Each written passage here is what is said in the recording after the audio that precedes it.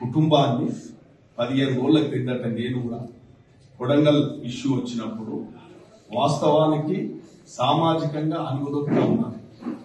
ఆ యొక్క కల్వకుట్ల కుటుంబం కాబట్టి నేను అన్ని విషయాలు మాట్లాడుకుంటూ ఆ కుటుంబాన్ని జన్మ కుటుంబాన్ని అనే వర్డ్ వాళ్లకు వర్తించే విధంగా అనుకున్నా కానీ ఇట్లా మన వెల్మోళ్ళందరూ కూడా వాళ్ళని ఉద్దేశించి పర్సనల్ గా వాళ్ళని కించపరిచినట్లు కాదు.